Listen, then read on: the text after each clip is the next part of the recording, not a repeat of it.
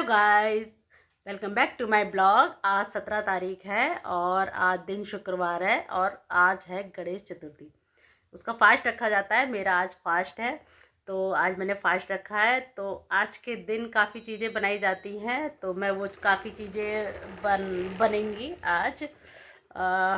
अभी तो फ़िलहाल मैं सारा घर का सारा जो भी काम होता है वो सारा कंप्लीट किया है। तो आगे मैं थोड़ा सा बैठी हूँ तो मैंने सोचा ब्लॉग शुरू कर दूँ इस वजह से। और अब मैं थोड़ी देर में शुरू करूँगी सारा बनाने का काम, क्योंकि शाम के टाइम पूजा होती है तो उससे पहले मुझे सारा खाना भी बनाना है और मुझे जो चीज़ें बनानी होती है वो सारी चीज़ें बनानी है।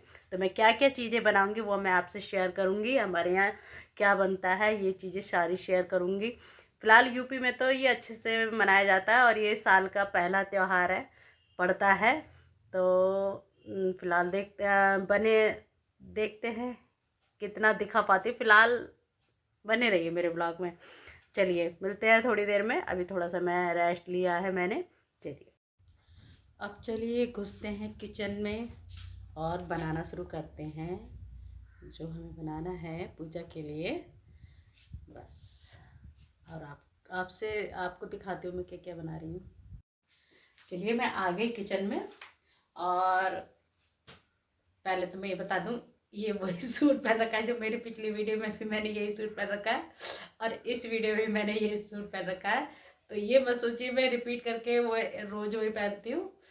आज मैं कई दिनों बाद वीडियो शूट कर रही हूँ, इसीलिए अब इसका नंबर आ गया तो मैं कुछ नहीं कर सकती। इसीलिए ये वाला सूट है, इसीलिए माइंड मत करना कि मैं रिपीट करके रोज़ रोज़ एक ही सूट पहनती हूँ, एक सूट नहीं पहनती हूँ।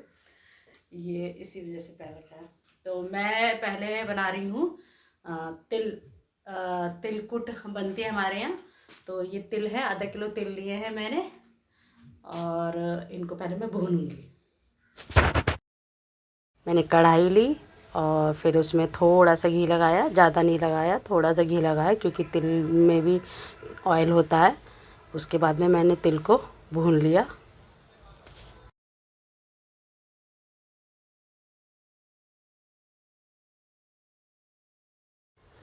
फिर बस ये भुनने के बाद में भी तेज़ गैस कर दी थी मैंने, इस वजह से ये मेरे नीचे लगने लगे थे। मीडियम आंच को रखना चाहिए, मेरे से तेज़ हो गई थी, मेरे को जल्दी जल्दी भी हो रहा था और फिर वीडियो शूट कर रही थी इस वजह से मेरे लग गए थे। नहीं तो जल्दी जल्दी चलाओ तो भुन जाते हैं अच्छे से। सारी चीज़ें एक एक करके भून लेती हूँ पहले। अब मैंने तिल भून लिए हैं। अब इसके बाद में अब मैं ये मूंगफली के दाने और चावल का आटा, चावल के आटे के मैं लड्डू बनाऊंगी और उसके बाजरे का आटा, बाजरे के आटे के वो मीठे पूड़ी होती है, क्या कहते हैं उन्हें पता नहीं, वो बनाऊंगी मैं। तो मैं एक एक करके सारी चीज़ें भून लेती हूँ। बस उसके बाद में ये मूंगफली के दाने मैंने भुने। मूंगफली के दाने कुछ नहीं डालना है, घी वगैरह नहीं डालना है, ऐसे ही रोस्टेड करने हैं और जब तक भूनना है जब तक इनका छिलका नहीं उतरने लगता अपने आप से। तो ये मैंने पहले मूंगफली के दाने भून लिए थे और उसके बाद में फिर मैंने चावल का आटा भुना था। ये मेरे मूंगफली के दाने भुन चुके हैं और इनको मैंने थाली में निकाल लिया और इसी कढ़ाई में मैंने चावल का आटा भूना, चावल का आटा ही भूना और उसका ध्यान नहीं रहा, मैंने गलत बोल दिया। बाजरे का आटा नहीं भूनना है क्योंकि वो तो तली जाएंगी पूड़ियाँ, इस वजह से। मूंगफली के दाने को मैंने ठंडा होने रख दिया है, ठंडा होने के बाद में ही इसका छिलका निकालूंगी। तो उससे पहले मैं घी लगाना होता है चावल के आटे में, तो मैं चावल का आटा भून लेती हूँ लड्डुओं के लिए। बस चावल का आटा भूनने के बाद में इसको भी मैं निकालूंगी एक थाली में। परात में निकाल लिया था मैंने लड्डू बनाने के लिए और इसी कढ़ाई में मैं चाशनी बनने रख दूंगी लड्डुओं के लिए। तो मैंने एक कटोरी चीनी ली है उसके लिए और उसमें थोड़ा सा पानी डाला मैंने चाशनी के लिए। पहले मैंने इसमें पानी डाला और फिर मैंने एक कटोरी ये चीनी ली है इसमें और इसको मैं पकने देती हूँ। फिर उसके बाद में मेरे तिल ठंडे हो गए थे तो मैं पहले इसको कूट लेती हूँ। तो कूटने के लिए रख दिया था मैंने। तो सबसे पहले ये तिल को कूटा जाएगा तिलकुट बनाने के लिए, और उसके बाद में तिल अच्छे से जब कूट जाते हैं उसके बाद में गुड़ डाला जाता है उसमें, गुड़ के साथ कूटते हैं उसको। ये देखिए, और ये मेरे पूरे कूट गए अच्छी तरीके से। ये उसके बाद में ये मैंने इसमें गुड़ डाल दिया। फिर अब मैं गुड़ के साथ इसको कूटूंगी, और जब तक ये मिक्स नहीं हो जाता कूटने तक, तब तक मैं इसको कूटती रहूँगी। सारी चीज़ें एक साथ कर रही थी तो मेरे को थोड़ा लेट हो रहा था, तो मैंने इसलिए उसको छोड़ दिया। और क्योंकि मेरी चाशनी बन गई थी तो मैंने सोचा पहले लड्डू बना लूँ। तो लड्डू में मैं चावल के आटे में मैंने सारी चीज़ें मिक्स कर ली हैं, मूंगफली के दाने और गोला और तिल, ये सब मिक्स कर लिए हैं। और पहले अब मैं लड्डू बनाऊंगी, उसके बाद में मैं जो बाकी के नीचे कूटने के लिए रखा है मैंने तिलकुट, उसको कूटूंगी। क्योंकि चाशनी बन गई थी तो इसको करना पहले था, इस वजह से। अब इसके लिए मैंने ये पहले पूरे में नहीं मिलाती हूँ, मैं थोड़ा थोड़ा करके मिलाती हूँ, इससे अंदाज़ा रहता है कि चाशनी कितनी ज़रूरत पड़ेगी। तो इस वजह से तो पहले मैंने थोड़ा सा ये लिया, और इतने इतने के मैंने पहले लड्डू बनाए, और बाकी का मैंने बाद में बनाए। बहुत जल्दी जल्दी करना पड़ता है क्योंकि ठंडा नहीं है, गरम गरम ही बनाया जाता है, इस वजह से। तो मुझे बहुत जल्दी करना पड़ रहा था ये, कि ठंडा ना हो जाए, इसलिए। तो जल्दी जल्दी मैंने इसके लड्डू बनाए, और अच्छे बन गए थे लड्डू भी बहुत टेस्टी बने थे, तारीफ़ ही करी थी। तो ये देखिए तैयार मेरे लड्डू। इसी तरीके से मैं सारे लड्डू बना लूँगी। और ये देखिए मेरे सारे लड्डू तैयार हो गए। और अब ये है गुड़। तो गुड़ की भी मैंने गुड़ गर्म पानी में अच्छे से घुल जाता है, तो मुझे बाजरे के आटे को इससे गुड़ के पानी से गूंदना था।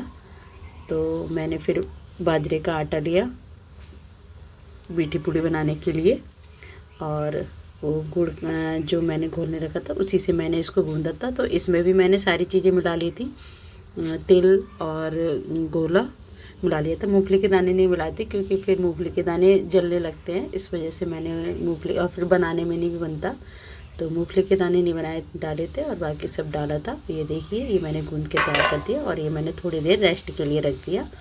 तो उसके बाद में मैंने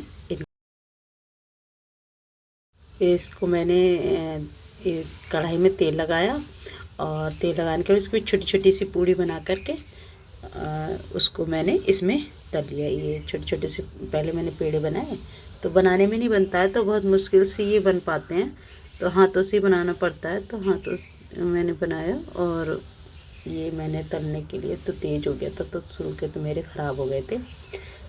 और मैंने इसमें घी डाल दिया था, तो मेरे थोड़े से फैल भी रहे थे, मगर खाने में बहुत टेस्टी बने थे।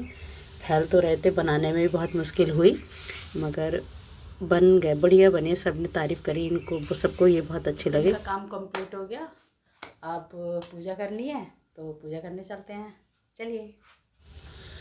ये तिलकुट भी मेरी बन गई थी, तो उसको इस तरीके से ये थाली में लगाया जाता है, और फिर पूजा की जाती है। तो मैं ये पूजा करने के लिए फिर रेडी हो गई थी क्योंकि लेट हो रहा था। तो उसके बाद में ये पूजा की मैंने।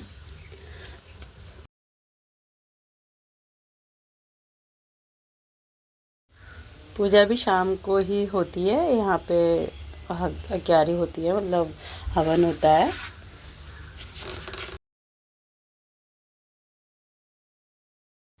बस ये टीका वीका लगाने के बाद में जो ये थाली में मैंने तिलकुट बना रखी है, तो ये इसी तरीके से बनाया जाता है। इसमें बेटा हो या हस्बैंड हो, उसका हाथ लगाया जाता है, फिर यही इसी चढ़ाया जाता है, इसका भोग लगाया जाता है। तो हस्बैंड तो थे नहीं, तो बेटे से ही हाथ लगवाया, उसने ही किया। फिर इसका भोग लगाने के बाद में, पूजा कंप्लीट करने के बाद में, फिर खाना वाना खाया मैंने।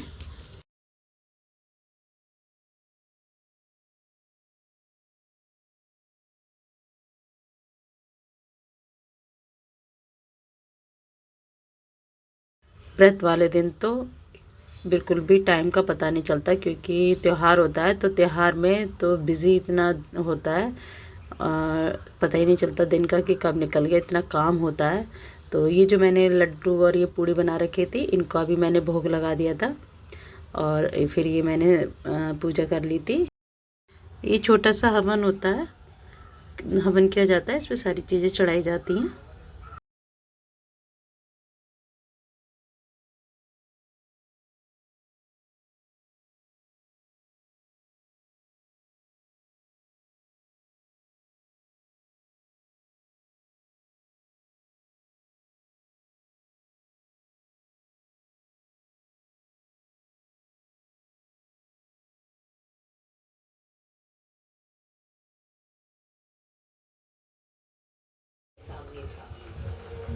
सारा वर्क कंप्लीट और आपको लेकिन इस ऊबड़ खाबड़ इलाके में चलना खाना खाना मुश्किल है।